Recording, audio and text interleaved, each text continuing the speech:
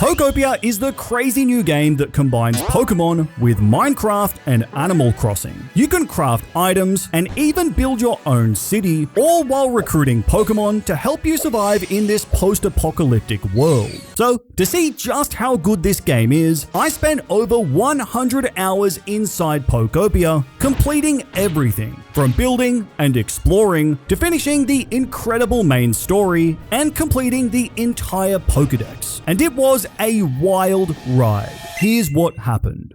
To start the game, we're met by a sleeping Ditto, and this is our protagonist in Pokopia. Ditto pulls out a Pokedex, showing us a photo of where it used to live, along with a shot of Ditto being petted by its trainer, after which Ditto transforms, showing us what its trainer used to look like.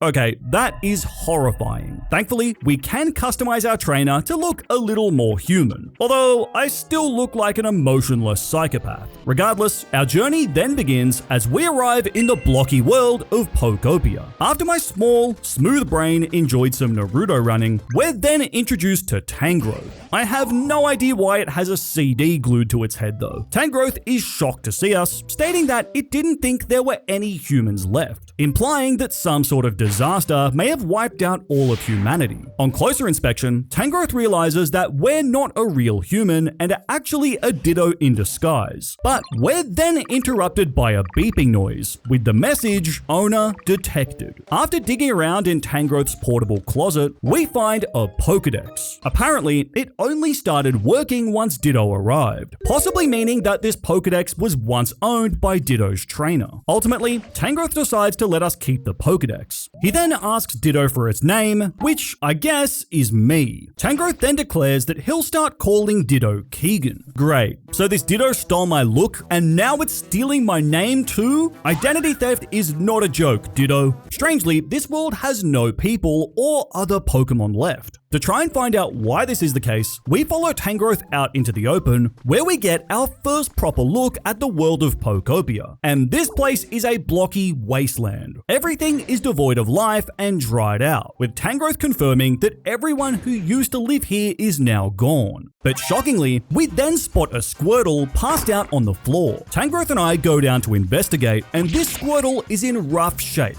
seemingly all dried up. Although, I don't know how a Squirtle can be dehydrated. Can't they just use Water Gun? To help out this thirsty fool, Ditto uses its transform ability on Squirtle, copying some of its features, but also learning the move Water Gun. In this game, Ditto can learn moves that you can then use in the overworld, and in the case of Water Gun, by firing away on Squirtle, we're able to resurrect the Kanto turtle. We're then interrupted by our beeping Pokedex, which now has Squirtle's details registered since we've befriended it. Puzzled by all of this, Tangrowth asks both Squirtle and I where we were before coming here, although Squirtle doesn't have any memory of this. And I mean, come on, this guy doesn't even look like he has any idea where he is now, let alone where he was in the past. Now, notice how when we used Water Gun, the ground beneath Squirtle was also brought back to life. Tangrowth notices this too and asks for our help in trying to rejuvenate more of the land. So we get to work, spraying our Water Gun all across the ground. However, once we hit the grass, we're notified that we've restored a tall grass habitat. Basically, a habitat in this game is a place where Pokemon can potentially spawn and live. There are all kinds of habitats in this game, with each one requiring different surroundings and objects to create. And as you can probably guess, different types of Pokemon spawn in different habitats. But for now, after mag dumping my Water Gun all over the place, we restore some trees and a flower bed, making this area look a little nicer.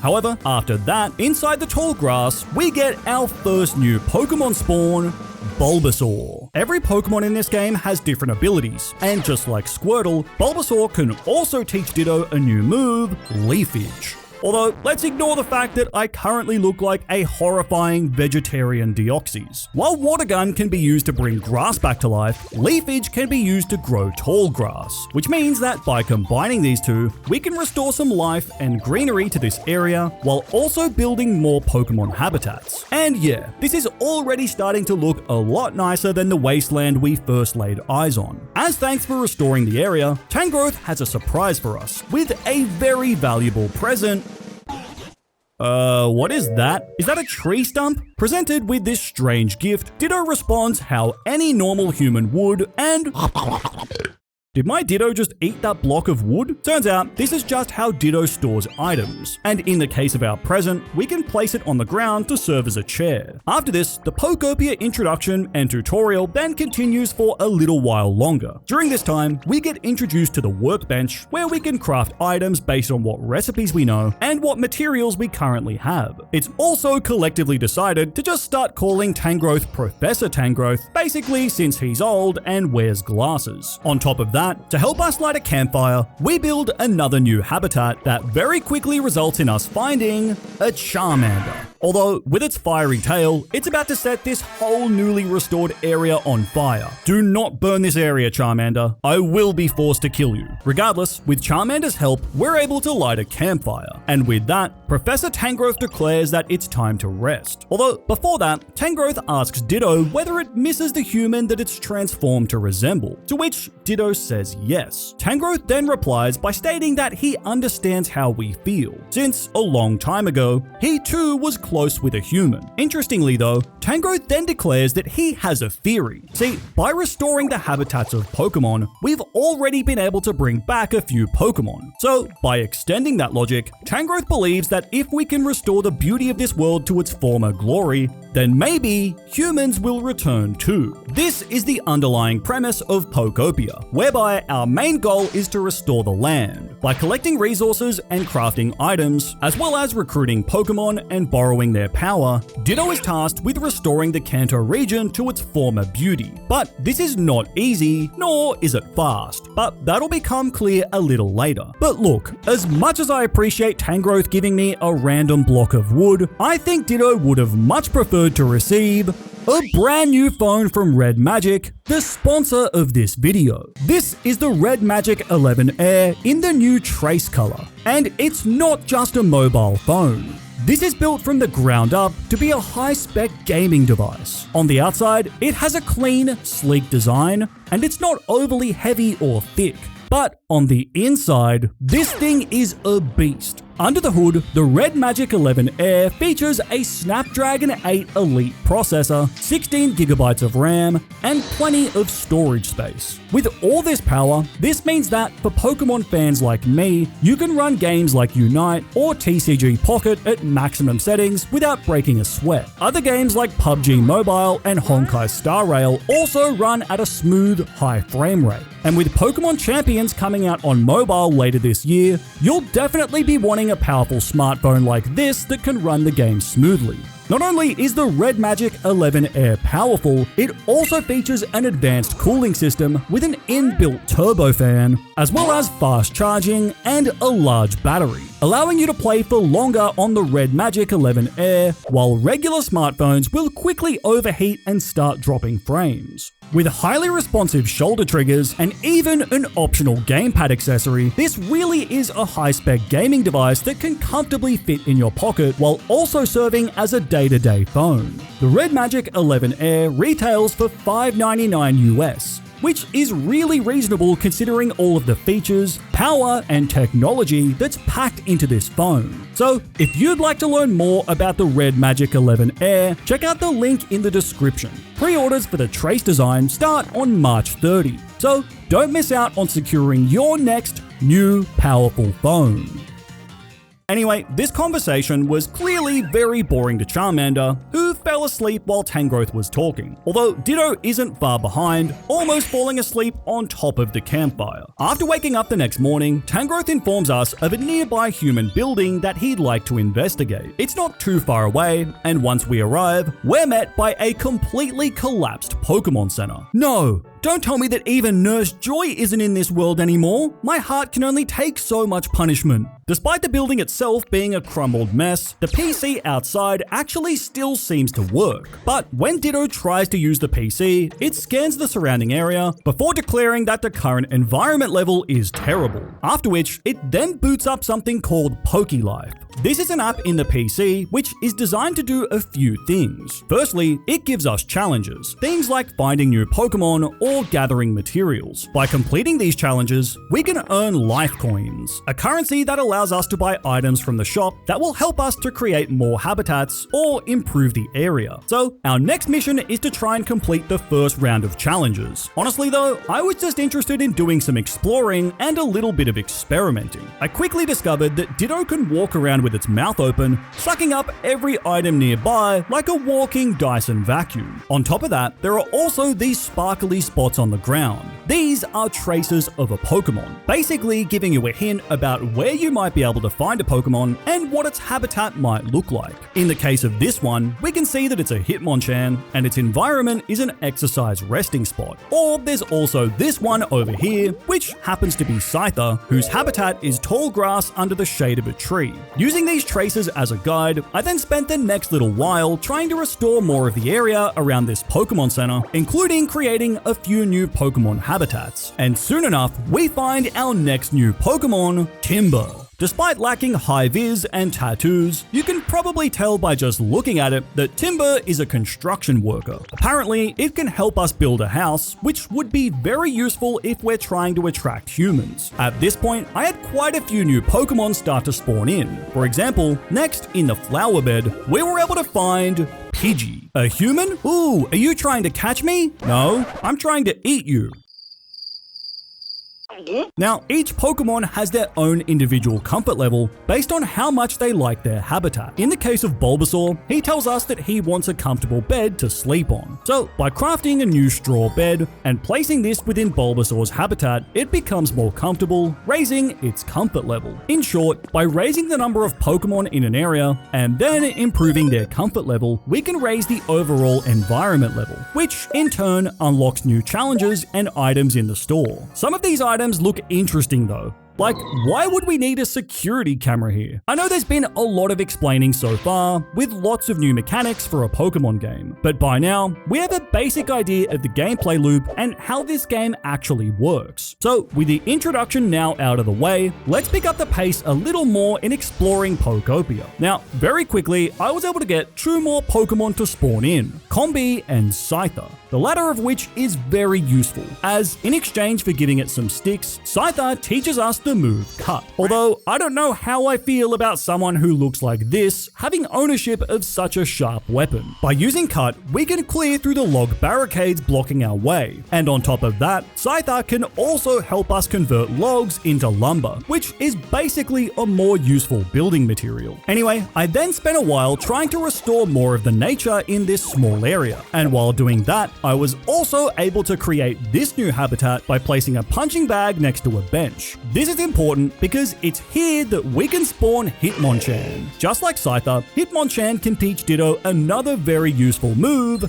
Rock Smash. Look, at this point, I'm basically a walking, self-reliant HM machine. Rock Smash is actually really useful. By breaking these dripping rocks, water flows through, quickly restoring large areas of the land. In addition, Rock Smash can also help us break down barricades and dig up buried treasure, like this shield fossil that I found here. To be honest, after that, I spent the next hour just running around this area, exploring, looking for items, and trying to restore Pokemon habitats. I can't explain why, but it feels very cathartic to watch these areas slowly come back to life. During this time though, I was able to accomplish a few things. For example, by using decorations and furniture, I was able to raise the comfort level of a few of our resident Pokemon. Interestingly though, I also found 2 entries in what is called the Professor's Diary. I can only assume that this belonged to Professor Oak. The 2 entries so far talk about a meeting between several professors, many of whom were worried about recent weather disturbances and the effects they were having on Pokemon. The professor then also mentions meeting a young Tangela on the way home. Seemingly, this Tangela followed the professor home and was incredibly interested in human activities, as well as the items used by trainers. Putting aside this possible link to Tangrowth, the diary implies that extreme weather events may have contributed to the current lifeless Kanto that we see before us. But we'll learn more about that as the game goes on. For now though, I just continued trying to restore the surrounding area. Although I have to highlight that to raise Hitmonchan's comfort level, I had to buy him a stone mug. And this guy absolutely loves it. I'm not sure why, but a Hitmonchan who simply loves his mug just seems so adorable to me. And I was even able to find a Vespiquen in one of my newly restored flower beds. Overall though, after a total of about 3 hours game time, our environment level was now raised to 3, and our world was just generally starting to look much nicer than when we first arrived. While continuing to clean up the surrounding area and build habitats, I was able to find both a Wartortle and a Blastoise, completing the entire family tree. On top of that, another interesting thing I found was a hidden CD. I don't know exactly what we can do with this besides joining Tangrowth in its questionable fashion choices. Although even more exciting than that, I could hear a giant Pokemon flapping its wings. And when I looked up, I was able to see Ho-Oh. I have no way of reaching it, but this is really cool and feels exactly like the first episode of the anime. Back at the deconstructed Pokemon Center, Tangrowth says that what this place is really missing is a house for me. I'm a Ditto. Can't I just transform into my own house? While Professor Tangrowth doesn't know how to build, he recommends that we use something called building kits. Basically, by buying one of these kits and supplying the necessary materials, a Pokemon who knows how to build will construct it for us. Obviously, this is the perfect job for our Timber. The construction takes a little while to complete though, so to kill time, I rebuilt some of the roads near the Pokemon Center. But after a short wait, construction is complete on my brand new house, and that's a shrub. I don't want to live here. Turns out it's actually pretty big on the inside. It kind of reminds me of secret bases from the original Hoenn games. To help make this actually feel like a home, I added in some of the furniture that I've collected so far, including a bed, a mirror, and the very important spectator chair. It may not look like much, but if this humble little plant house was located in Sydney, it would be worth $15 million. In terms of function, we can travel to our house whenever we like. So it basically serves as our home base, even if it doesn't look all that impressive right now. Anyway, now that we know how to build a home, Tangrowth gives us our first important quest, reconstructing the collapsed Pokemon Center. Just like our house, this requires us to buy a building kit, which thankfully I've already unlocked. But constructing a Pokemon Center is way more work than a house. We need a lot more materials, which I mostly already have from doing so much exploring. But on top of that, we also need a Pokemon with the Bulldoze skill. Now, this mission to obtain a Bulldoze Pokemon is pretty long, with a few different quests within it. But basically, Tangrowth informs us that there should be a Bulldoze Pokemon inside one of the nearby caves. There is a cave nearby, and it contains a strange man-made building inside of it. On closer inspection, this is what's called an area gate, leading to the next part of the map. Unfortunately though, I'm not a high enough level to go through it, so we'll have to come back and explore that later. Back to the mission, and deeper inside the cave, we find an Onix who is a Bulldoze Pokemon. However, apparently Onix is trapped behind this stone wall. If this guy can't even break through these tiny rocks, I don't know how we can expect him to demolish a whole Pokemon Center. Regardless, to try and free Onix, we ask Professor Tangrowth for advice, and this is where things start to get a little wacky, because before dealing with Onix, Tangrowth asks us to break through this wall near where we first spawned in. This reveals another portion of the map, including a beach, as well as this strange looking structure. It looks to be some sort of abandoned lighthouse. There's a machine on the front of the building that plays a recorded message. This whole thing seems very sus though, as they admit to being a business that uses Pokemon, before quickly correcting themselves to say that they're an organization that aims to help Pokemon. The message then continues, stating that to join their organization, we need to complete a trial known as the Team Initiation Challenge. This definitely has nothing to do with Team Rocket. Nope. Not at all. The Initiation Challenge requires us to drop off various items at this building. Ultimately, it is labeled as an important request, so I guess we'll learn more about this organization, who Ditto is definitely not Team Rocket. The first task just requires us to donate a few berries, which is easy enough, and we're also rewarded with a bouldery badge. However, the next leg requires us to donate 3 items that I haven't even seen yet, so we'll have to come back to this a little later. Oh, and there's also a little Magikarp hanging out here down by the beach, and after constructing its habitat, a cute little fishing spot by the ocean, Ditto gains the ability to jump, which should make things easier to get around. This also lets us play a mini game of jump rope with Bulbasaur. Poorly. I guess pink men can't jump after all. Anyway, back to our quest of rescuing Onix. And to do that, Tangrowth believes that we need to make it rain, since this will loosen up the earth around Onix and make it easier to break through the walls. But according to Tangrowth, it hasn't rained here in a very long time. Upon hearing this, poor Squirtle starts to break down and suffers an existential crisis. While this quest to make it rain does take a while, to keep things simple, here's what happened. Down on the beach, we recruit ourselves a Slowpoke. While the Pokedex straight up roast this guy, literally calling it the dopey Pokemon, Slowpoke is actually very important, because after waiting 15 business days for Slowpoke to slowly drag itself all the way across town, it eventually arrives at the Pokémon Center. Our plan to make it rain relies on an old legend. Tangrowth explains that legend has it, if a Slowpoke does a big yawn, rain can start to fall. To keep things brief, Slowpoke needs a high humidity environment before it will yawn. So to increase the humidity, we have to do a bunch of small tasks, like watering the ground, constructing a few new habitats, and even building this strange charm habitat so that Squirtle can do a rain dance for us. In the end, this actually works, as Squirtle's rain dance is able to raise the humidity, which causes Slowpoke to give off one of the greatest yawns of all time. Just like the legend says, it immediately starts to rain, but then it stops almost immediately. So seemingly, our plan to rescue Onix is a failure. But then we hear a massive cry ring out across the area, and when we find the source of this cry down on the beach, this turns out to be Kyogre. I was not expecting to see a legendary Pokemon so quickly. Hi, Mr. Kyogre. Please don't eat me. Kyogre explains that the rainfall earlier woke it up from a long slumber. After learning that it was us who caused the rain, Kyogre decides to be our friend and ally, now registered in our Pokedex. This increases my trainer rank to great, but more importantly, Kyogre decides to help us out by initiating another big downpour. After letting out one more cry, the legendary beast returns back into the ocean, and sure enough, a heavy rain then starts to fall. Although I think that Charmander might die if it doesn't get undercover and out of this rain soon. Regardless, this is incredibly helpful for 2 big reasons. First, this rain also has the effect of watering the plants and grass all across this area. Thankfully, this means I don't have to painfully and slowly water everything by hand. Secondly though, thanks to this downpour, we're now able to break down the softened walls surrounding Onix, freeing him from prison at last. With that, we'd completed a major quest, yawning up a storm.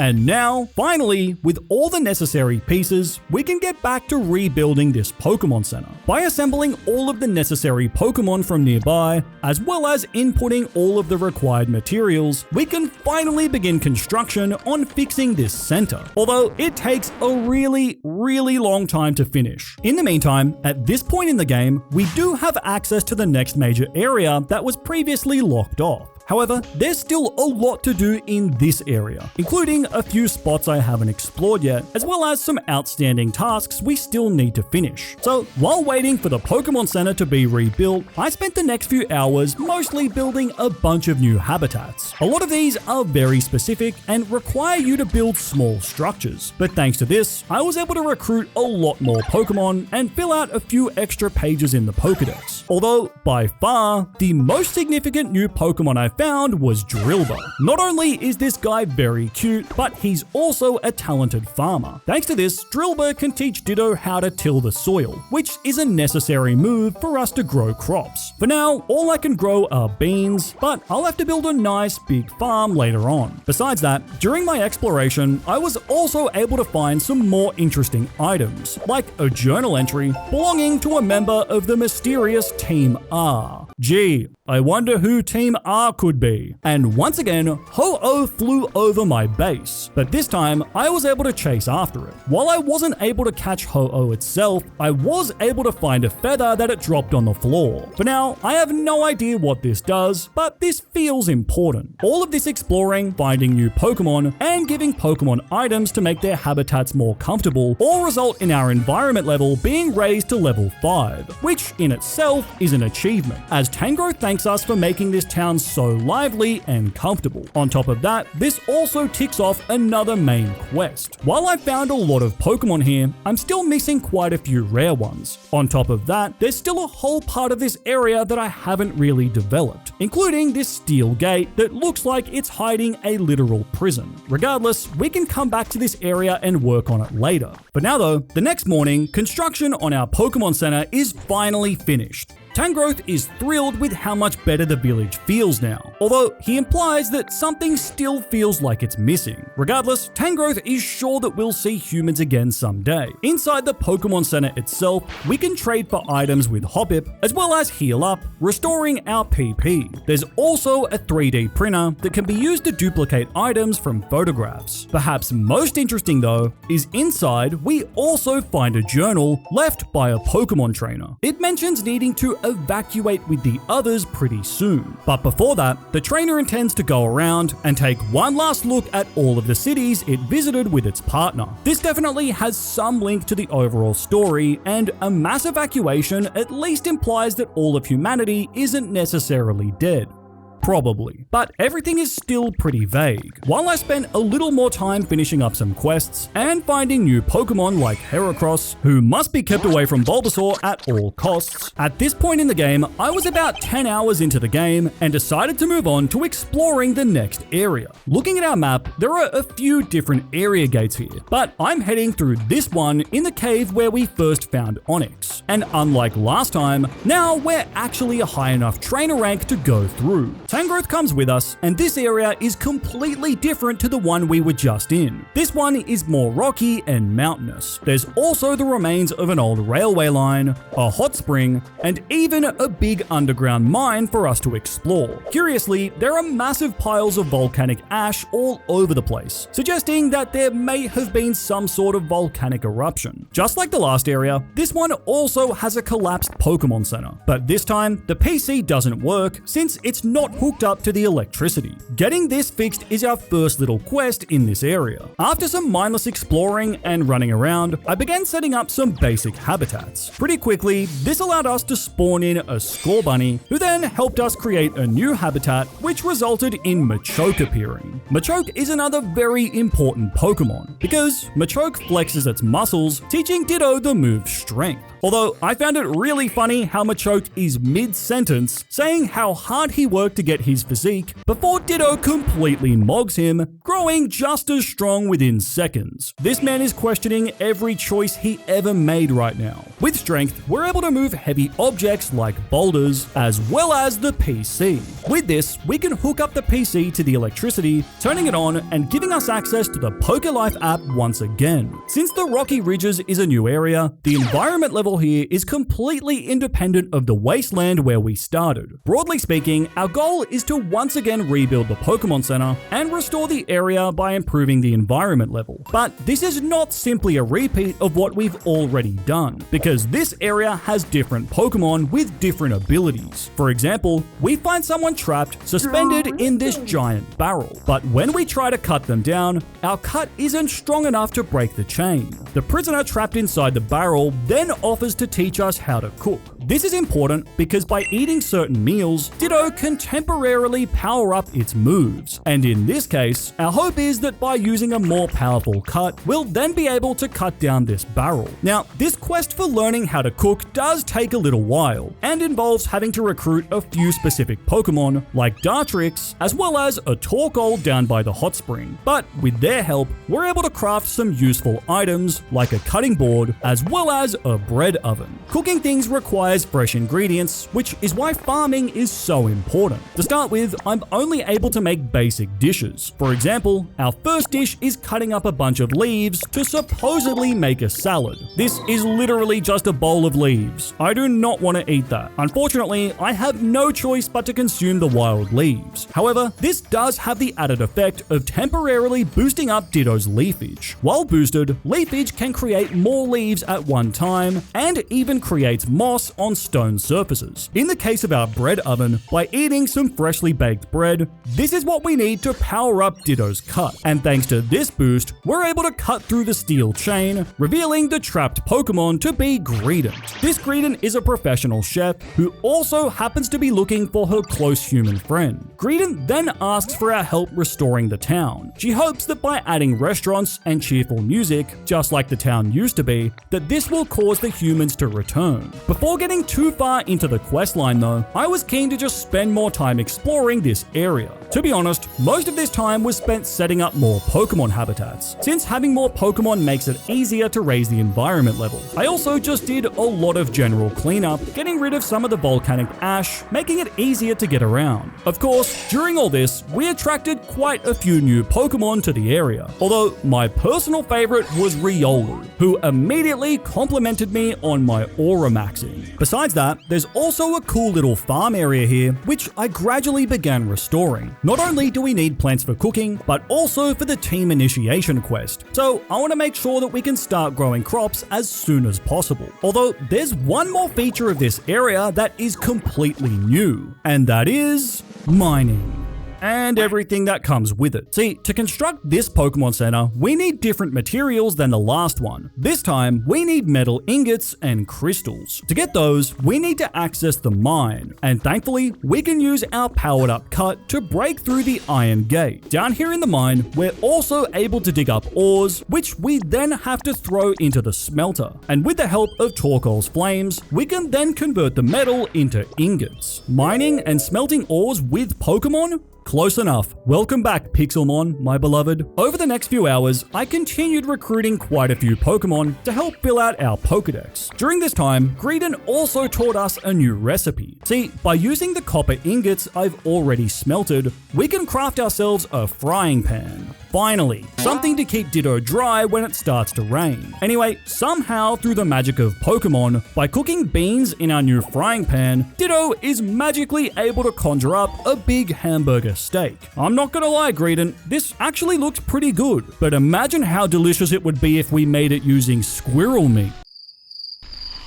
I need an adult. Cannibalism aside, this hamburger steak is very important, as this dish has the effect of powering up our Rock Smash. With this, we can now break through surfaces that we previously couldn't. For example, now we're strong enough to mine other ores like iron and gold. So after spending a while collecting materials, I decided to upgrade our smelting system by crafting a few extra smelters and hiring some extra help so that we can speed up the smelting process. And the best part is, I don't even have to pay these guys. I just give them one leper berry an hour to keep them energized. Also, it's still unclear to me whether Charcadet counts as an underage worker. Anyway, after a hard day down in the mines, where not a single wage was paid, we now had a lot more metal ingots to work with, which should allow us to soon get started on reconstructing this Pokemon Center. During this time smelting, mining, and utilizing Pokemon labor, there are 3 other noteworthy things that I came across. First, within the mine, there's a massive hidden building buried under volcanic ash, and inside that building, we find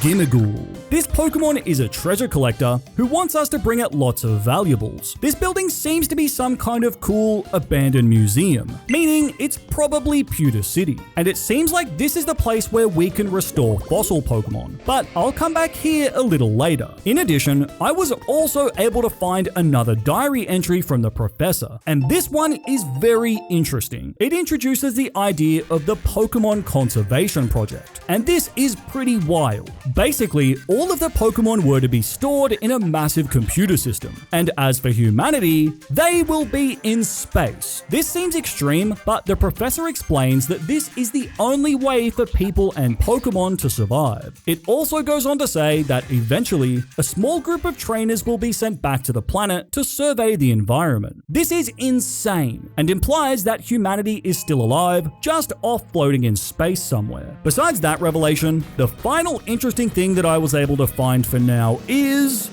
Graveler. By using Transform, Ditto is able to take the form of Graveler, allowing us to now use Rollout. Now, not only can this be used to get around really fast, but it's also a big help in quickly clearing out large quantities of unwanted blocks. After all that exploring, recruiting, and resource collecting, I finally decided to move on with the main quest of this area. Thanks to our powered up Rock Smash, not only are we able to collect more ores, but we're also able to break down this wall. And hiding inside is a new Pokemon, Rotom. Well, it's not an entirely new Pokemon, but it is a new form, with Rotom possessing a set of speakers. This one is an electric normal type and comes with the new DJ skill. Just like Greedent, Rotom also wants to revive and restore this town. And to do this, Rotom's idea is to party. Greedent and Tangrowth both agree with this idea. This sets up our next main quest, having a party. To help set up the party, there are a lot of things we have to do, like clearing out a big area to host the party, giving Rotom CDs so that it can play music, bringing Ludicolo as our professional party dancer, and decorating the party space with whatever I can find to try and maximize the vibe as much as possible. This took longer than I'd like to admit, but I ended up making one of the strangest party spots of all time, including milkshakes, a bed, and a motion-activated automatic flamethrower. You know, just pretty standard party stuff. Funnily enough, a Sudowoodo actually spawned in my party area. It turns out, house parties are literally this guy's natural habitat. I never expected Sudowoodo to be such a party animal, but the more you know. Once the party is fully decorated and the mood is at 100, we begin cooking up a big curry to celebrate. And yeah, needless to say, I was playing this game a lot. The next day. Once the curry is ready, the party finally gets underway, and everyone seems to be having a great time. At least until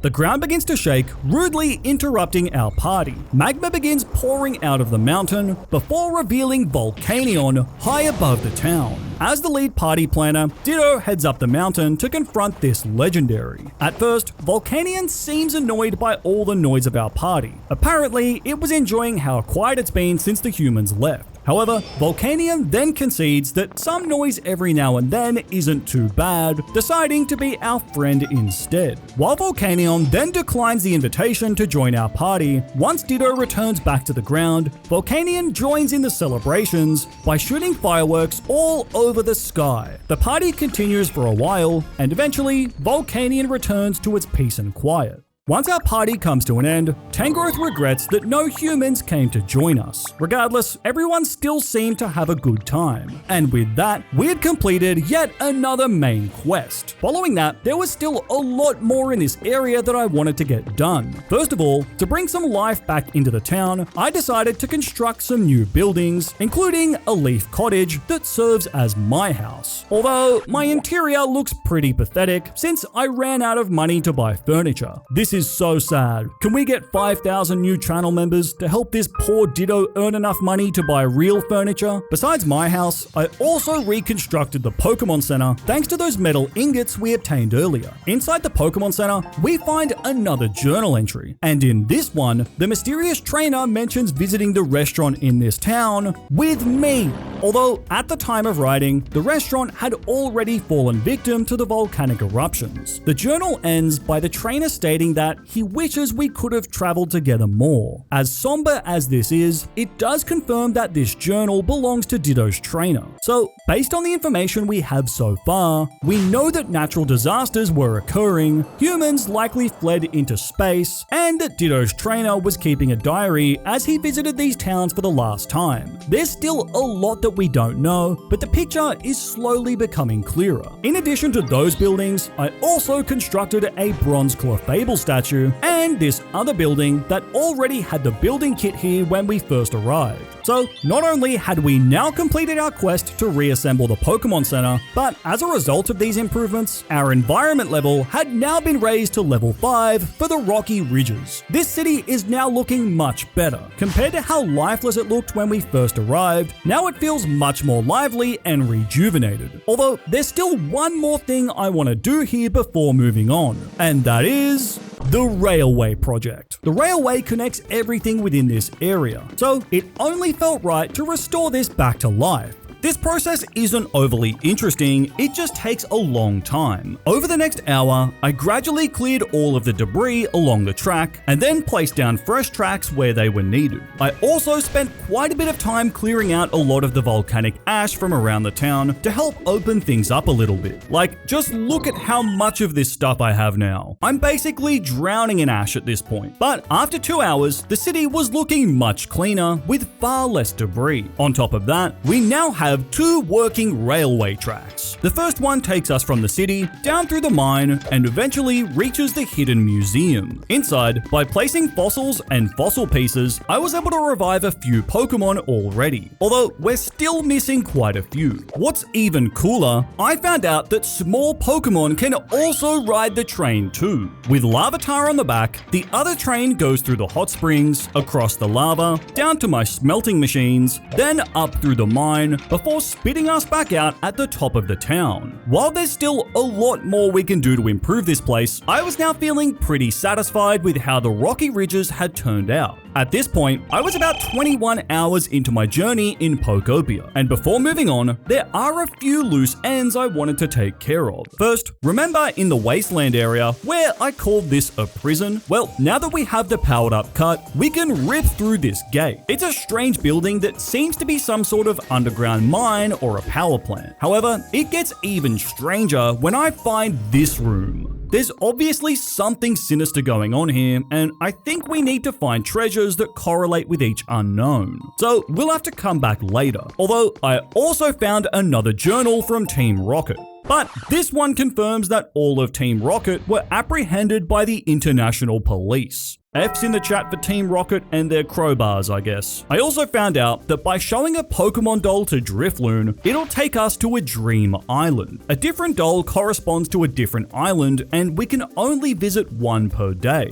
This time, I used the Ditto doll, since, you know, it seemed fitting. As you can tell, this island is mostly pretty empty. I was able to find some rare materials and a Pokemon habitat clue, but overall, there wasn't a whole lot going on here. Regardless, I have a few dolls already collected, so I'll gradually start to check out these islands over time. For now though, I was much more excited to move on to a brand new area. Last time, I went through the area gate inside the cave, which led us to the Rocky Ridges. But this time, by heading in a different direction, we can travel across the cycling road, which takes us to Pallet Town. While it's called Pallet Town, it's actually a collection of 3 islands. This area also has a deconstructed Pokemon Center. However, unlike the previous areas, this one isn't really a part of the overall main story. We're told that it's more so a large open space that we're free to build and develop as we choose. With that said, we are approached by an Eevee who is distraught and in tears since it can't find its friends. To help Eevee reunite with its lost pals, we're then given a set of special challenges. By completing these, we can then obtain the items necessary to build habitats for the evolutions. I then spent about 1 hour here setting up some basic habitats and structures. Thanks to that, I was quickly able to attract quite a few Pokemon. However, I'd like to wait until later on to decide exactly how I want to design this place. So while we've started making progress on Pallet Town, for now, I'd like to move on with the main story. And that means heading through our next area gate east of the starting wasteland.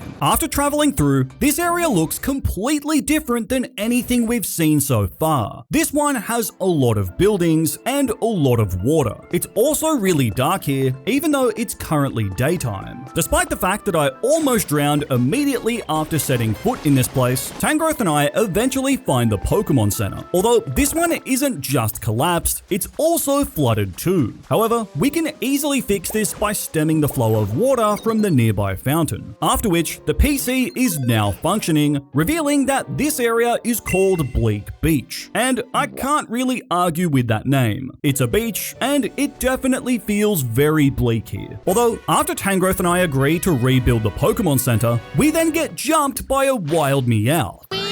That's right! This guy seems to be having the time of his life now that the humans are all gone. Anyway, Meowth then shows us his house, which has seemingly been converted into a swimming pool. After quickly patching up the holes in the house, Meowth once again has a place to live, making him our first new recruit. Bleak Beach, even more so than any of the other areas thus far, is a complete dump. There's trash and dirt all over the place, making it feel dirty, but also making it really hard to get around. So, for the entire first hour after I arrived here, I just spent my time cleaning, trying to remove as much rubbish as possible, as well as stop any flooding. So, after an hour of garbage man Keegan cleaning up the streets, the city is starting to look a little less bleak. Sort of, I guess. With that out of the way, now we can finally get down to business. By now, you've probably got the picture of how things go once we enter a new area. In short, I start making a bunch of new habitats, some based on the ones I already know from previous areas, and others based on the habitat clues we find lying around the city. I started making progress really quickly, since by now I've already got a ton of materials in my inventory and don't really need to farm anything, except for tomatoes, which we were finally able to find here. I've been waiting on these to complete the next stage of the team initiation quest, so I'll have to go back to that later. Also, at this point, I was getting pretty familiar with the mechanics and flow of this game. As a result, I spent the next 2 hours just recruiting new Pokemon like an absolute madman. Most of these Pokemon have similar abilities to the ones we've already seen, although Trubbish here is different. Thanks to its recycle skill, Trubbish is a simple guy who just wants to eat trash. Finally, someone who will stomach that awful salad I made. By feeding Trubbish garbage, in return, it spits out chunks of iron ore. And since iron is a popular building material, this ability of Trubbish's is incredibly useful. On top of that, we also get to learn some new applications of existing abilities. For example, a water Pokemon like Piplup can help us clean up the mud. Only after Piplup sprays its bubbles are we able to clean up the ground here with Water Gun. In addition, not only can burnt Pokemon start fires and run the smelters, they can also convert clay into bricks, another useful building material. In general, by recruiting all of these Pokemon and taking the time to decorate this small area a little bit, I was able to make progress at a much faster rate than any of the previous areas. Not only was I already able to begin reconstructing the Pokemon Center here, but our environment level in the Bleak Beach had swiftly risen to level 5, although it wasn't all smooth sailing. For example, at one point, the game prompted me to pull out my camera for a photo opportunity, only for me to then be taking a photo of Piplup in the shower. This feels wrong. Hey Torchic, I got you that thing you wanted. You got me a cannon? Thank you. Torchic, are you assembling weapons of mass destruction? No? Maybe. Putting aside the potential implications of a Torchic with deadly weapons, the next morning, construction on our new Pokemon Center was completed. And just like the previous Pokemon Centers, this one also contains a journal from who I assume is Ditto's trainer. The journal states that this area used to be a bright, bustling port city, but now it's covered in darkness. Funnily enough, it also mentions that Ditto isn't able to swim. Yeah, thanks. I already managed to figure that out on my own. Having rebuilt the Pokemon Center and brought back quite a few Pokemon to the area, Tangrowth is very pleased with our work. In addition to the skills I've already mentioned, there's another new one here that is very important: Generate. As you would expect, this ability is typically held by electric types, and with this, we can generate electricity to power up machines. I mean, just look at the advanced technological capabilities that we now have access to. This is really useful. Not only can we use this to turn on lights and vending machines, but it's also necessary for us to create some specific habitats. Also, after telling Piplup about how I can't swim, this little guy is shocked. Piplup then suggests using Transform so that we can swim together. As for our target, Tangrowth suggests that Ditto try transforming into Lapras. By watching Lapras swim, Ditto is successfully able to transform. Oh my god, this might actually be the cutest thing I've ever laid eyes on. With that, we're now able to use the move Serve. My drowning days are finally over. Thank you, Arceus. This makes it a lot easier to get around, especially in an area with so much water like Bleak Beach. Also, I didn't know just how much my soul would be healed by going for a swim with a Piplup. I really needed this. With our new skills, I then spent some time tidying up the area, powering up some of the machines, as well as cleaning up a lot of the mud. This also allows us to uncover some extra items, like the gaming bed, a must-have item for any serious gamer like me. Although, during this time, I started to hear a very disturbing noise ringing out across the area, and upon finding the source of this noise, it turns out to be Snorlax. Or at least a fat pile of moss with Snorlax's face on it. Mosslax's snoring is the source of all this noise, and Trubbish is not pleased by this. So we have to try and wake up this sleeping beauty.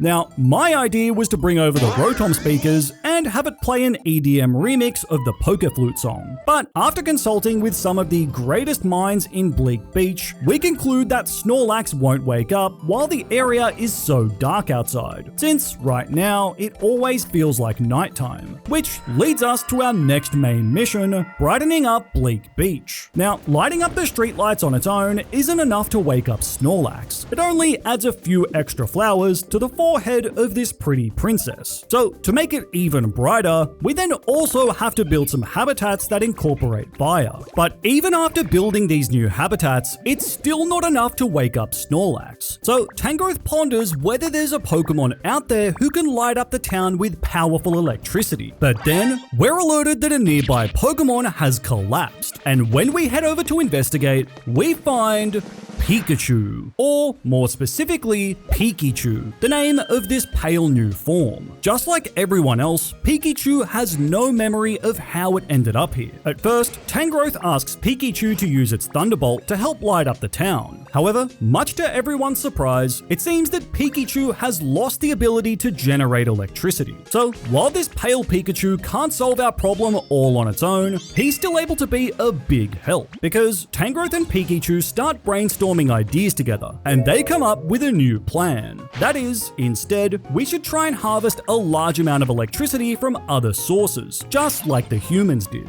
Basically, by connecting utility poles to an energy source, like this windmill, we can collect the electricity that's generated. Then, by connecting more utility poles together, we can transfer that electricity over a long distance. In short, this quest essentially requires us to build a large, connected network of utility poles across the city. But that one windmill won't be able to provide enough power on its own. So we have to incorporate other electricity sources into the network, including a water wheel, a second windmill, and a large furnace fueled with burnable materials. Electrified utility poles also power anything within close proximity. So once our utility poles are spread across the city, we can instantly feel the effects. Once these energy sources are all hooked up to the network and the electricity is being fed into this device, Pikachu steps onto the machine and absorbs the electricity. Now being fully charged, Pikachu can then fire off its special move, Illuminate. Thanks to this, the city gets noticeably brighter. While the sun still isn't out, thanks to Pikachu, it's now bright enough for the final flower on Snorlax to bloom. But to really seal the deal, a massive lightning strike then hits the city, after which we see Raikou arrive onto the scene. With Raiku's help, the clouds had been completely dispersed, and the sun was now shining on Bleak Beach. Although, it turns out that lightning strike got a direct hit on Snorlax's brain. Hang in there, little buddy. Ditto then heads up the hill to approach Raikou. Raikou explains that it expected the humans to have returned since the town had become illuminated once again. He's then shocked to hear that the Pokemon managed this all by themselves. Anyway, having cleared the clouds for us, Raikou then quickly departs. And with Raikou now in our Pokedex, our trainer rank is increased to Ultra.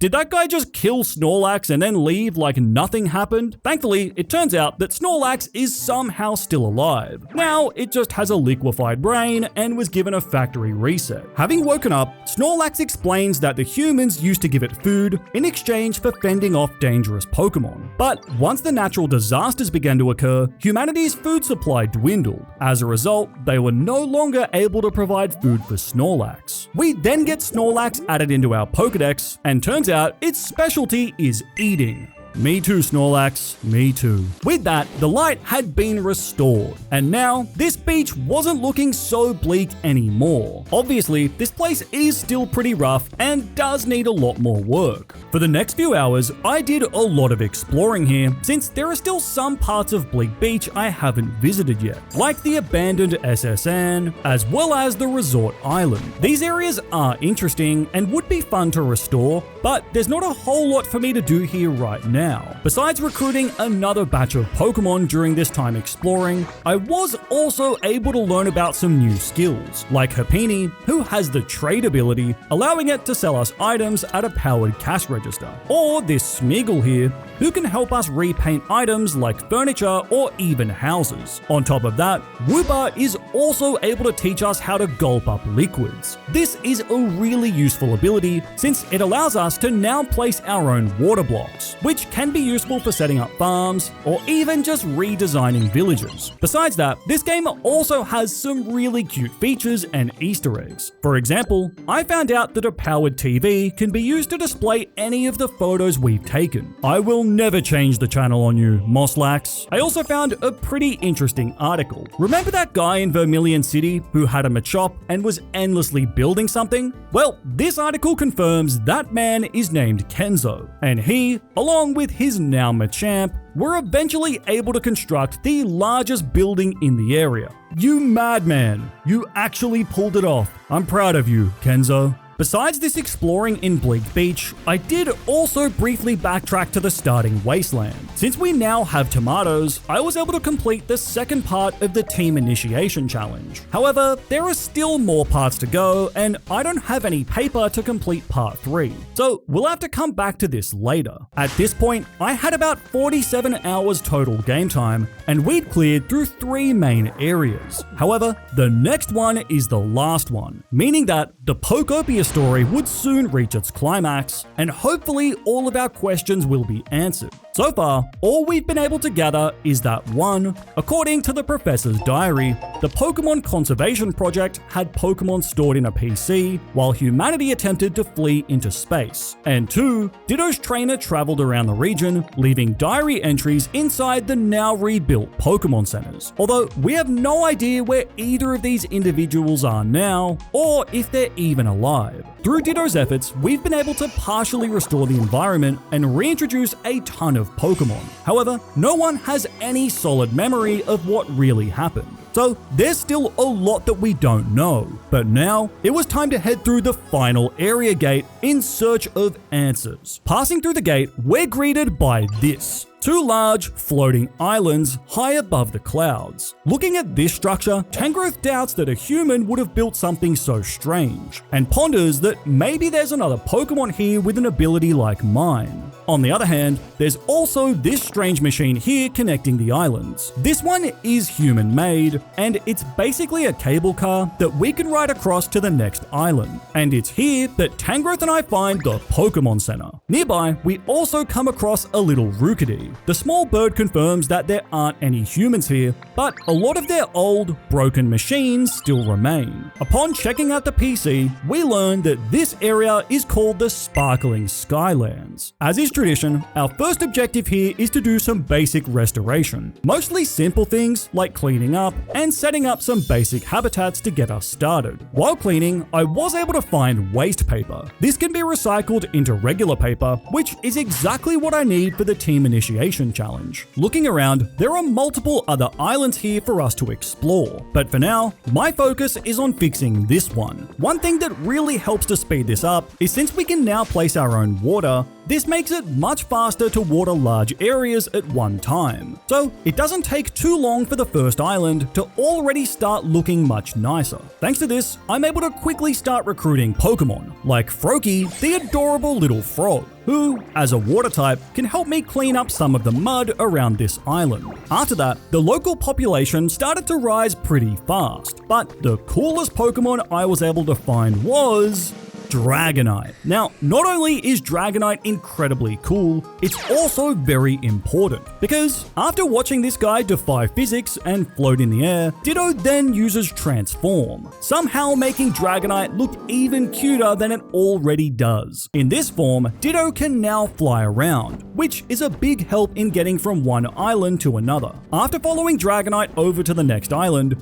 we hear a large metal banging sound coming from nearby, so we head up the tower to investigate, and inside this little den, we soon find Tinkaton. This Tinkaton is wielding a new utility hammer, and my first impression is that this is likely some sort of torture device intended to be used on Corviknight. It turns out though, this Tinkaton goes by Tinkmaster, an engineer Pokemon who is responsible for building the metal structures placed around the Skylands. Tinkmaster asks for our help in making some concrete. So to do this, we have to build a concrete mixer and then set it up near some water. Then, by having a Pokemon with the crush ability like Conkeldurr use this mixer, we can slowly convert limestone blocks into concrete. This process does take a little while, but in the meantime, I was able to find a few extra Pokemon in the surrounding area. Once our concrete is finished mixing, and we deliver it back to the Tinkmaster, she aggressively slams her hammer into the ground like it's a Corviknight that owes her money. But once she's finished, Tinkaton hands us a new item, Tinker Gears. With these, we can create our own lift platforms. By connecting two of these, we basically make our own lift that we can ride on with our Pokemon. And in this case, it allows us to link these two islands, with Tinkaton coming along with us. After Tinkmaster meets Tangrowth, they begin to discuss the large, abandoned building on the neighboring island. Tinkaton declares that if we were able to rebuild it, then the humans would definitely come back to check it out. While this sounds insane, since it's basically a skyscraper, Tinkmaster is completely serious about this. In fact, we even head over to the building to carefully examine each floor. And this is enough for Tinkaton to conclude that we can, in fact, restore this building. Supposedly, it's just going to take a lot of materials and a lot of help from Pokemon. And yeah, she wasn't lying. We do need a lot of stuff for this. But thanks to the fact that I've been playing this game an unhealthy amount, I've already got all of the necessary materials on hand. And on top of that, by using the lifts, we can transport the necessary workers over to the construction site. In reality, this construction of the Silphco building is done in multiple stages. Every floor of this building is its own project, with different resources and Pokemon required. On top of that, we also have to recruit the help of Chef Greedent, as well as Pikachu, given their unique specialties. As you can probably imagine, this whole project would take several hours to complete, which means I had a lot of free time. During this time, I was able to get a lot of small things done. Simple things like gathering materials or opening up new area gates to connect the Skylands with each of the 3 other main areas. Other random little side quests I completed include giving Dragonite an absurd number of alarm clocks to stop it from sleeping in, as well as starting a new potato farm with my little friend Sprigatito. Besides that, I also just wanted to spend some time exploring the surrounding islands, and there are a lot of interesting stuff here. For example, over in the remains of Saffron City, we find a Gardevoir. And look, I'm just gonna say it. Anyone who has a Gardevoir as their only roommate in this game definitely belongs on a government watch list. Anyway, after being added into our Pokedex, Gardevoir takes us to the collapsed remnants of the Saffron City gym. And underground here, we find the remains of a Team Rocket base. After stemming the flow of water, we can find a ton of these exposed rainbow ores, which are some of the rarest materials in the game. So, after collecting all of these, I had to once again reassemble my lovely volunteers to work some unpaid overtime and run the underground smelters. After that, over on one of the other islands, we also find a Poliwrath who wants our help with building an elevator. This doesn't take too long and requires us to seek the help of an Alakazam, but Once that's built, Poliwrath can head upstairs into the remains of the Saffron Dojo, where he decides to live from now on. During this time, I also found a journal entry from a Team Rocket member, where it suggested that Team Rocket had also found a way to get into outer space together. Great, so these guys are probably now trying to steal Pikachu on the moon or something. While waiting on the construction, I continued recruiting Pokemon and building habitats just like usual. However, then I uncovered a crucial piece of information about the overall story, and that is this diary. It's an entry from a mysterious hacker, and it explains a lot. As we know, to escape the natural disasters, humanity would flee into outer space, while the Pokemon would be stored in a computer. But that system couldn't stay on forever. So the original plan was for a small number of humans to periodically return to Earth to conduct maintenance and ensure that the computer system stays running. However, there's a problem with that plan. If something unexpected happens out in space, the humans wouldn't have enough energy to return back to Earth, possibly for even hundreds of years. And if that happened, the computer system, reliant on human maintenance, would eventually cease to function. Having recognized this fatal flaw, the mysterious hacker then modified the system's code, essentially adding in a failsafe. Now, if maintenance isn't carried out on the system for a long period of time, the failsafe activates, in which the system will then begin deploying Pokemon only if a suitable environment is available. The journal entry ends by the hacker stating that this approach at least gives the Pokemon a chance of survival in the event that humanity doesn't return. Ultimately though, the hacker hopes that this failsafe never has to activate. This is a complete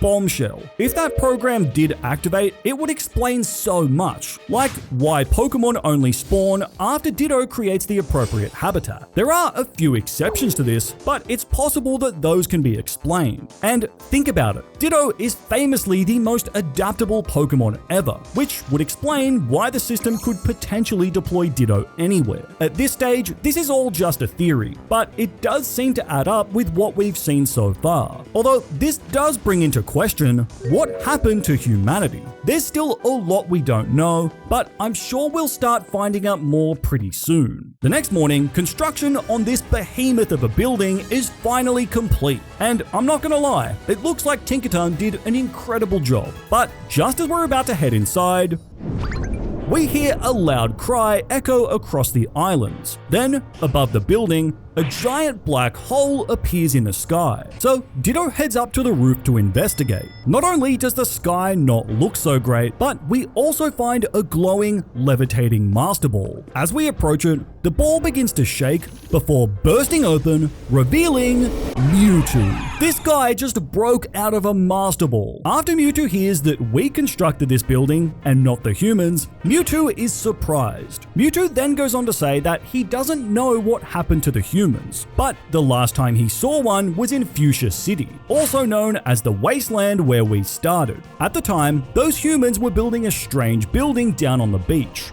Yeah, that one. Mewtwo then recommends that we investigate that building if we want to learn more about the humans. Having now registered Mewtwo in our Pokedex, our trainer rank is increased yet again to Master, after which Mewtwo quietly departs. With that, thanks to Mewtwo's help, we now know that our best chance of finding out what happened to the humans is to visit that strange building down on the beach. But before we leave the Skylands, there are still a few things we need to get done. First on the list is rebuilding this Pokémon Center. Once again, this needs a lot of materials, but thankfully, I've got all of it on hand already. Now, up to this point, every large build project has made us wait until the next IRL day. However, when Tinkmaster is added to a project, the completion time goes way down. For instance, this Pokemon Center now only takes 1 hour to complete. So, while waiting for that, I then turned my attention towards improving the environment level. As usual, this involves making a lot of new habitats and trying to improve the happiness of our existing Pokemon population. This time though, this is made a little easier. Since the Sylph building has so much furniture, this helps us make a few extra habitats pretty quickly.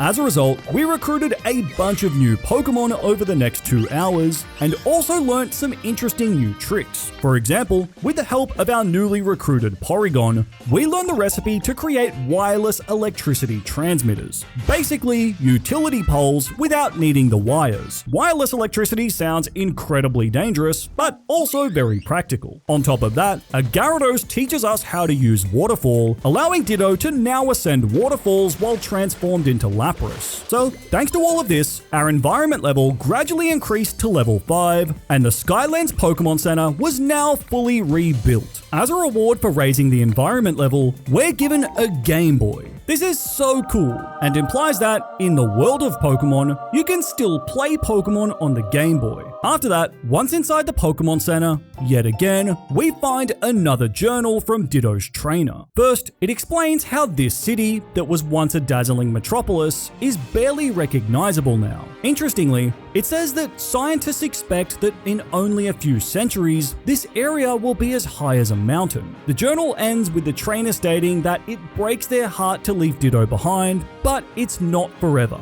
No matter what, I'll come back someday, and then Keegan and I will travel the world. Although, given that this area is now as high as a mountain, this implies that it's already been centuries since the human evacuation happened. And this theory also lines up with what we learned in that last hacker's journal. So this is all starting to feel a little bleak and a little ominous. Regardless, based on what Mewtwo said, our best option is to return back to the starting wasteland and further investigate that strange building. As we already know, the Team Initiation Challenge requires us to give items. For example, in Part 2, we had to contribute food items. In total, there are 8 parts to this quest, each one with a different theme, and each one rewarding us with a different gym badge. For Part 3, we contribute burnable materials. Then, for Part 4, we have to give up a lot of our building materials. We then have to generate a large amount of electricity and direct this towards the building. As a result, I had to construct a furnace and a water wheel nearby. I had Tinkerton team up with Magikarp to construct these. But this definitely feels like a group assignment where one person will be doing all of the work.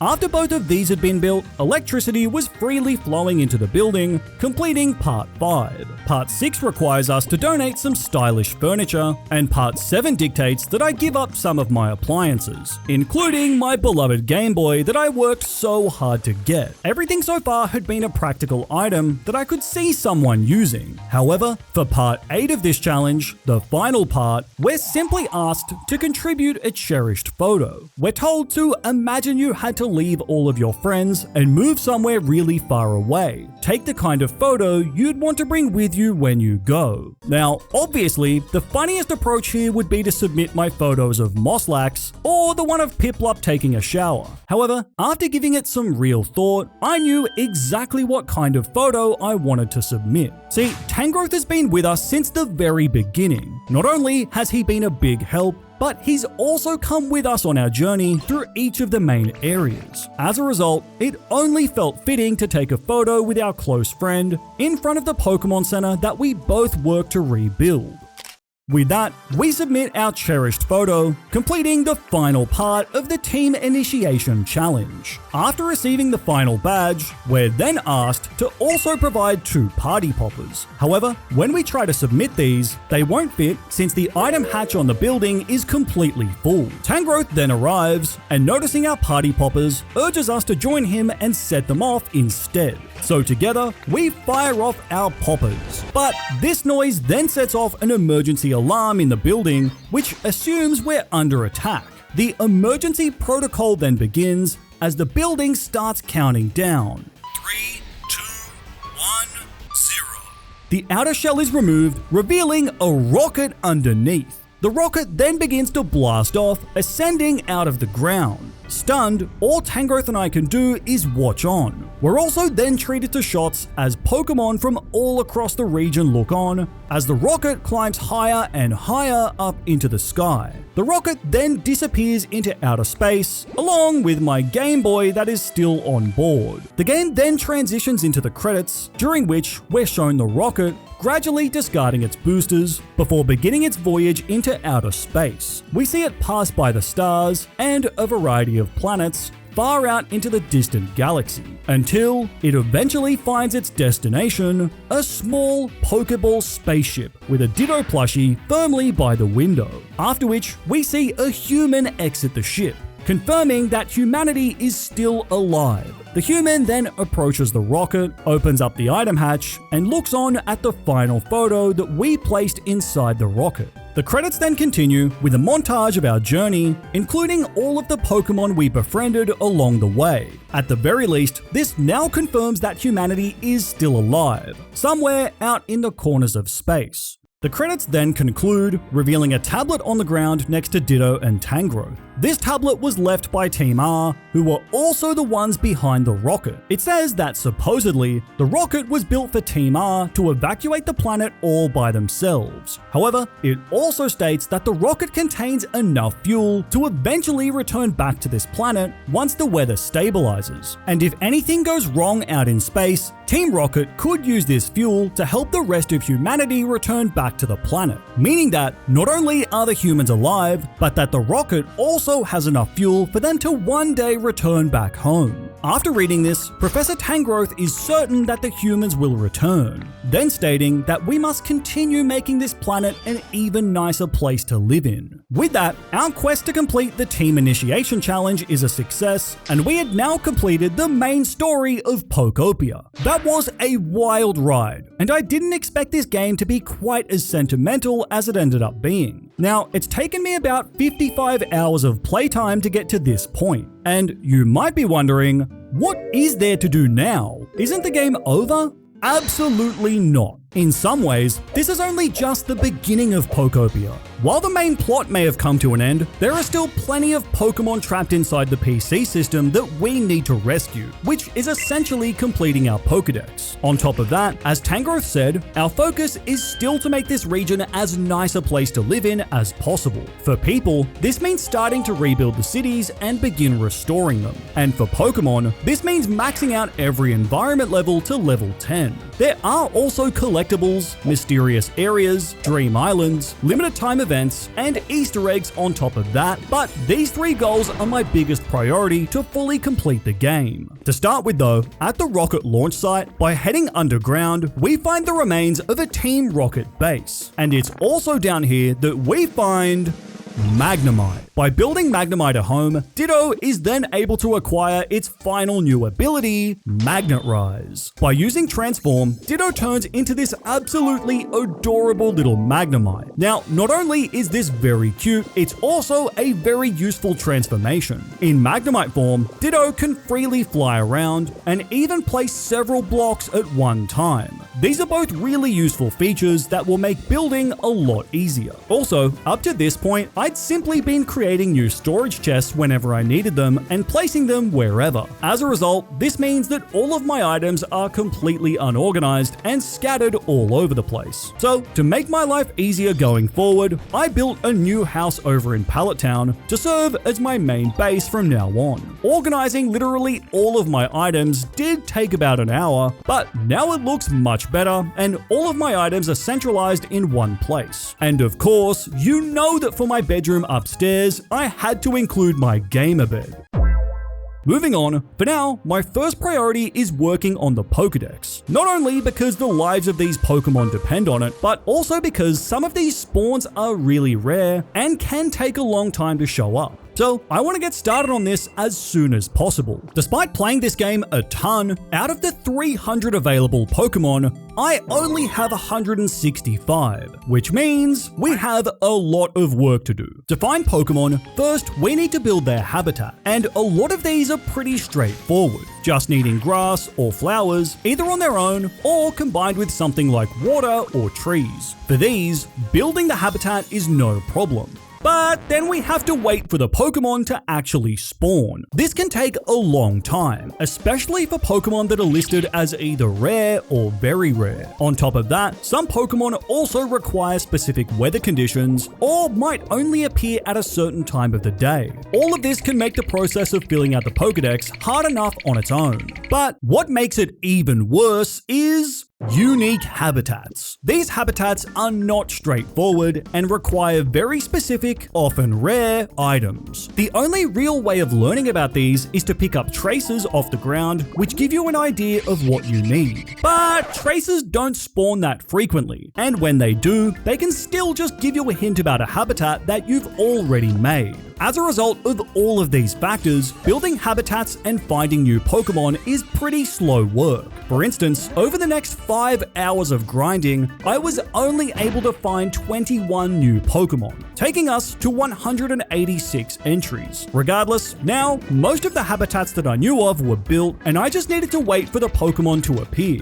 Some of these habitats are really cute, like Driftblim, who can be summoned by assembling a collection of plushies. Thankfully, we can increase our odds of Pokemon spawning by making an offering to the benevolent god, Moslax. This makes Pokemon more likely to appear, and things did then speed up a bit, as over the next 10 hours, I started getting more spawns, including some very rare ones. As a result, by hour 70, my Pokedex was now sitting at 232. As you can probably guess, during this 15 hours, there were a few other interesting developments. For example, I was able to restore the Pallet Town Pokémon Center, and just by nature of trying to do the evolution challenges, this area started to get a little more developed. A windmill in Pokemon not running at 5 FPS? I never thought I'd see the day. Moving on, I was able to reunite Cubone with its mother Marowak, which is very touching. But what's not so touching is realizing that Ash had to leave his stepdad behind in Kanto before going off into space. Even cooking and cleaning couldn't save my guy from being sent to the PC. Besides visiting Dream Islands to mostly collect resources, I also built Pokemarts across the region, because this allows Pokemon with the trade ability to sell items. Sometimes these items can be junk, but other times you might end up buying someone's gold teeth from an Alakazam or a new gaming PC from Gardevoir. It's pretty 50-50. In general though, this game has so many cute moments, and I wish that I had time to show them all off. Anyway, as we continued recruiting more Pokemon, our environment levels naturally tended to rise, and I started unlocking some pretty cool building kits, like for a stylish cafe or for a fountain plaza. In addition to all of this, while searching for items, I came across a few more journal entries, and these give us a bit more understanding about Tangrowth. See, the professor's journal states that Tangela was supposed to join the other Pokemon in the PC system. However, it ran off, likely trying to desperately return home. But by then, the professor and his family were already due to leave for outer space, leaving Tangela stranded alone. On the day of departure, Oak still couldn't find Tangela, so he joined the survey team so that he could periodically return to Earth to try and search for Tangela. We don't know if they were ever able to reunite, but this explains why Tangrowth wasn't in the PC system and was already here when Ditto first arrived. Anyway, as I said earlier, by hour 70, our Pokedex was looking much healthier, but still not really close to being complete. However, I've now built almost all of the habitats that I'm aware of. So for now, I decided to focus on my other two main goals, restoring the cities and maxing out each of our environment levels. These two goals do have some overlap, because by using building kits, we can construct new houses. And not only does this help to rebuild the city, but Pokemon can then live inside the houses. This should increase their happiness, which in turn causes the environment level to rise. But as good as this is, rebuilding houses takes a lot of resources and a lot of time. We can use the ability of Tinkmaster to speed up the process, but even then, there's still a lot of waiting.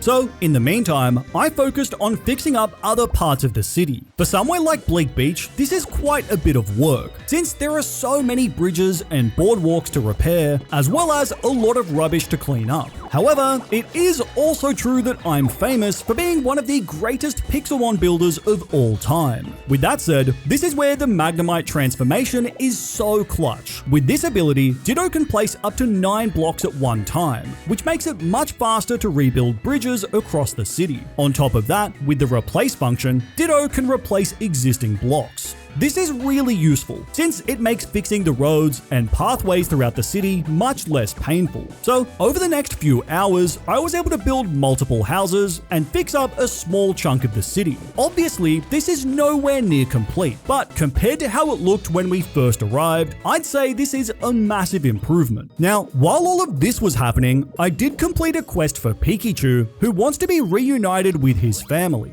This involves bringing Pichu to Bleak Beach, as well as recruiting 2 other Pokemon, including Toxel, whose habitat is literally just iPad Kid. I mean, look at this guy. He looks like he's about to start watching Cocomelon at the dinner table. After also finding Dedenne and bringing it to Bleak Beach, all 4 Pokemon are so glad to be reunited. It's a really cute moment, especially when Pikachu shows off its Illuminate. Now, since these 4 Pokemon are a family, I knew that I couldn't split them up again. So I let these 4 electric types all move in together into one of my newly built houses. And as it turns out, these Pokemon are so happy living together that our environment level for Bleak Beach is finally maxed out, now reaching level 10. With that, Bleak Beach had become a much nicer place to live. At this point, I was now 75 hours into the game. So while Bleak Beach is still far from perfect, we have a lot more work to do elsewhere. So over the next 15 hours, I would go on to repeat this process in the other main areas. First up is the Rocky Ridge. Now, since I've already removed a lot of the volcanic ash and fixed the railway system, I decided to spend my time making this city feel more alive, since that was originally the wish of both Greedent and Rotom. To start with, I built a few new houses to help make this city feel more homely. And with this large stone house, I then filled it with cute furniture on the inside before having some of our fairy types move in, making this a fairy type frat house. On top of that, I also made some adjustments in the living arrangements, like building Chef Greedent a fully equipped, fully functional kitchen, and having Pokemon move habitats to raise their satisfaction. These improvements gave us a really quick boost to the environment level. However, while this definitely makes the Rocky Ridge feel more homely, it's still not exactly what I had in mind. Thankfully though,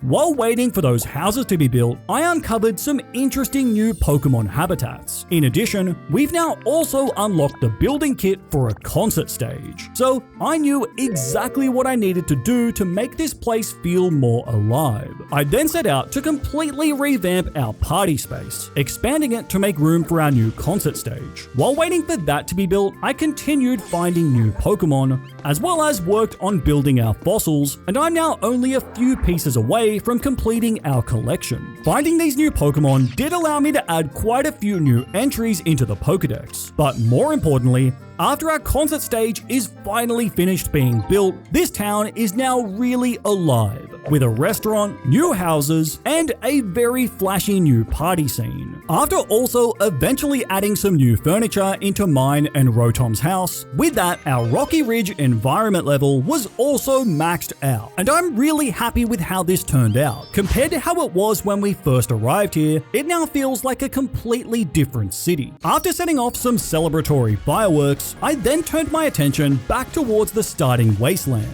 Here, my approach is a little different. I spent some time repairing the pathways around the Pokémon Center, which cleans up this place a lot, as well as patching up nearby bridges and stairs. For the most part though, I want to keep this area feeling natural and peaceful. So I focused my efforts on building a few grass huts for our Pokémon. And after decorating these with all kinds of plants and wood, we had new homes for some of our resident grass types. On top of that, I also added in some new features like a water wheel, as well as constructed a brand new park in the area behind the Pokémon Center. These new additions, combined with restoring some of the nearby waterways, made this whole area feel much more rejuvenated and natural. With that said, I did build a few houses, like this one for Charmander and Charizard, who now have a way to escape the dangers of rainy weather. I also built this house next to the Pokémon Center, and this one is my favorite, because upstairs is where I live with Tangrowth, who now now has all of his possessions here, as well as our cherished photo hanging on the wall. Downstairs, there's also a really cute room for Gudra and Sliggoo, decorated with a whole bunch of cool berry furniture. Anyway, after collecting the last few Pokemon spawns that I need from this area, thanks to building those homes and my highly skilled interior decorating, the Pokemon here became very comfortable, and our environment level was now maxed out. There's still a lot more work to do in restoring this area, but I'm pretty happy with how far it's come, especially when you compare it with how this wasteland used to look at the beginning of the game. So this leaves us with only one more main area to focus on improving: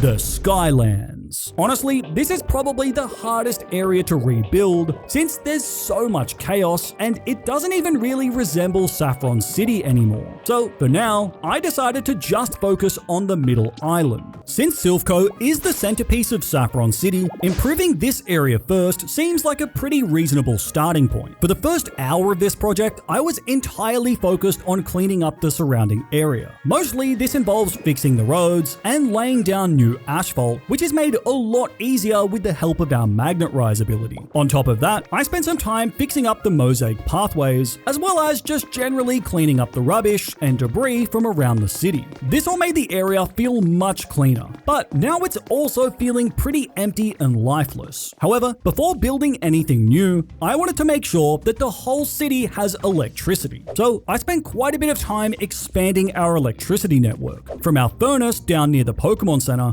up towards the middle island. From there, I then placed wireless electricity blocks underneath the road, covering the entire city. I even ran them up through the Silph building, all the way up to the roof, where a set of generators is also powering the grid. So Silphco was now back to its full electrified glory. With the center island now cleaned up and with access to electricity, the next step was to add in a ton of new buildings. After purchasing a few building kits, I was able to lay out a general plan for the buildings I was going to have and where they would be placed. Although planning is one thing, actually building these is another hurdle entirely. For this many construction projects, we need a lot of materials, so I had to spend quite a bit of time collecting resources, especially things like iron, stone, and concrete. This whole process of collecting materials and constructing buildings takes a decently long time. However, eventually, the fruits of our labor started to show, as, one by one, our new buildings gradually began to take shape. After doing some decorating and moving in all of our new residents, this middle island is now looking so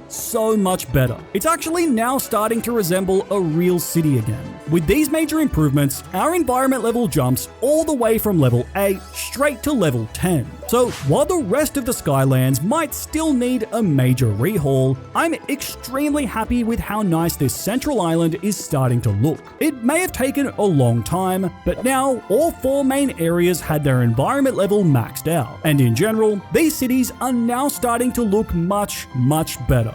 That all took a lot longer than I expected, and I was now 90 hours into the game. However, now we're left with just 2 more objectives to complete. Those are increasing the environment level in Pallet Town and completing our Pokedex. While I was doing all of that building earlier, I was still periodically checking my habitats to try and find as many new Pokemon as possible. And I was able to find a lot of new residents, including Corviknight, who is probably about to face a painful death at the hands of Tinkmaster, as well as Metagross, who, for some strange reason, its habitat is just a bunch of gaming furniture. I never picked Metagross to be such a hardcore gamer, but I guess I stand corrected. Regardless, this all added a few extra pages into my Pokedex while I was building. Back to Pallet Town, and the problem with this area in particular is that there are far less Pokemon here than anywhere else, making it more difficult to raise the environment level. However, to help with that, we have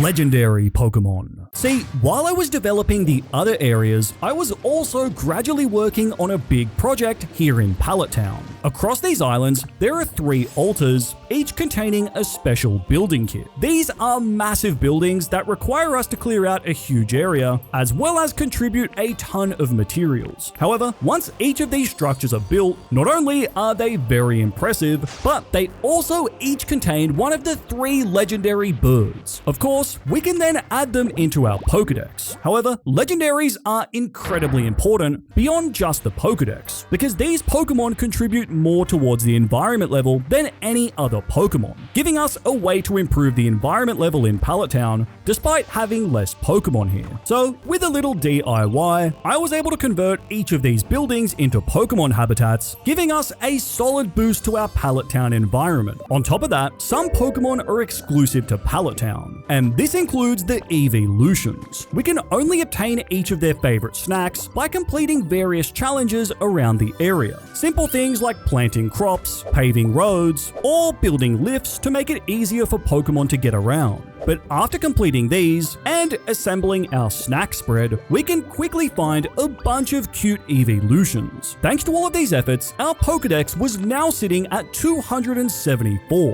which means we were getting closer and closer to the magic 300. However, some of these remaining Pokemon are really hard to obtain. Specifically, there are 2 new Pokemon that can only be found on Dream Islands, only by choosing the correct type of Pokédoll, and by getting insanely lucky, can you find the legendary Johto Beasts. I'm not gonna lie, finding these 3 took a very long time, but eventually I was able to hunt down each of them deep underground beneath the Dream Islands. We already added Raikou into our Pokedex shortly after it tried to end the existence of poor Moslax. But in the case of Entei and Suicune, we get 2 new entries into our decks. On top of that, these Pokemon will then come back with us to live in Kanto. So I then had each of them move in with their corresponding Kanto bird, since this seems like the easiest way to give them an appropriate habitat. In addition to the Johto Beasts, we're also able to find Mewtwo again in the Dream Islands. He also comes back with us to live in Kanto, but since I didn't really have a good place for Mewtwo to live, I just decided to let it live with me. Please be a good housemate, and please do not turn me into stone. With even more legendaries now living in Pallet Town, our environment level gets a massive spike,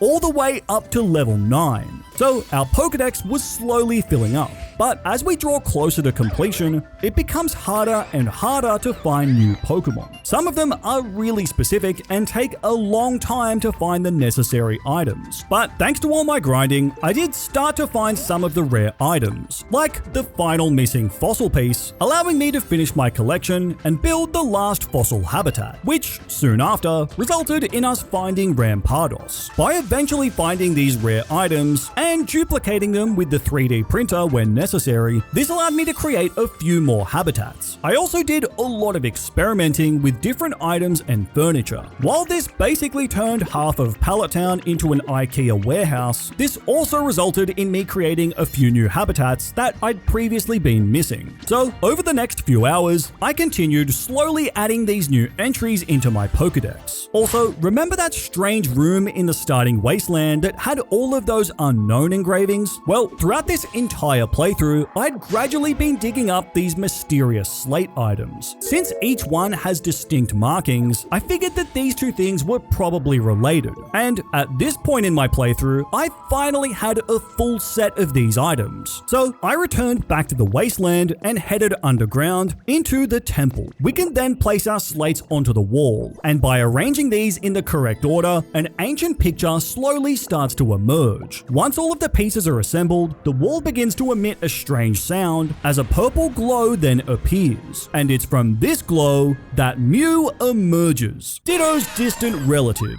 Kind of. Ultimately, Mew decides to be our friend. So I now just casually have a Mew and a Mewtwo as my new housemates. Thanks to all of the habitats I'd built, as well as these new legendaries, we were slowly edging our way towards a complete Pokedex. At this point, I now had 110 hours played, and our Pokedex was currently sitting at 288. By now, I was mostly just waiting around for Pokemon to spawn. So, in the meantime, I decided to build a few new houses on my Pallet Town island. Although it does feel funny to take the legendary, powerful Mewtwo and basically just turn him into an unpaid construction worker. As these 2 new houses were being built, I finally started to see some of our missing, rare Pokemon spawn in. And since Gengar is such a scary Pokemon, for this confrontation, you know I had to bring some fierce backup with me. After rounding up these final few spawns, our Palatown environment level was finally maxed out, and our Pokedex was now sitting at 298. We were just 2 entries away from being finished.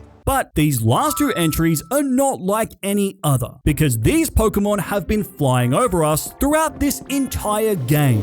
Ho-Oh and Lugia. See, after I obtained the 3 legendary birds, I was given the recipe for a tidal bell, and after registering the Johto beasts, I also received a recipe for the clear bell. To craft these, we need to use rare Pokemetal combined with the feathers that Ho-Oh and Lugia have been dropping throughout our playthrough. After crafting these 2 bells, we then need to wait for each of these Pokemon to fly overhead. This process of waiting can actually take a really long time though. So while I waited, I spent my time decorating those 2 newly built houses, mostly filling them with cute furniture and decorations. After which, I then moved all of our evolutions into these houses, giving them a whole little street where they can all be neighbors, including a little dining area out the back containing all of their favorite meals on display. Putting all of that cuteness aside, I then continued waiting for ages, but eventually,